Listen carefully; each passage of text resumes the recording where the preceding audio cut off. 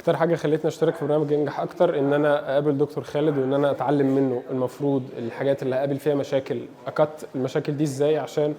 كل حاجه بتتكرر. المشاكل اللي حصلت معايا في 1 و2 و3 و4 ممكن تحصل معايا برضو، فبدل ما انا اغلط الغلطات ديت ان انا اسكيب الحاجات دي كلها وادخل في المفيد على طول، بحيث ان انا اوصل للهدف اللي انا عايزه بوقت اسرع وفي وقت اقل. ينجح اكتر ممكن يساعدني في الفتره اللي جايه ان انا اقابل المشاكل المختلفه بوجهه نظر مختلفه تماما، ان انا ابص للصوره بشكل مختلف، ان انا افهم اللي قدامي بيفكر ازاي، ان انا احط نفسي مكانه، ان انا يبقى عندي الصوره كامله شكلها عامل ازاي، بحيث ان انا ممكن اعذر حد او ابقى فاهم الطرف الثاني بيفكر معايا ازاي، عشان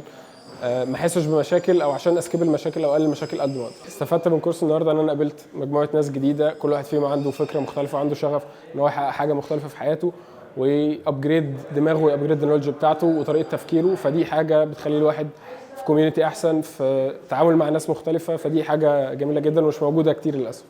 فموجوده عند دكتور خالد، دي حاجه كويسه.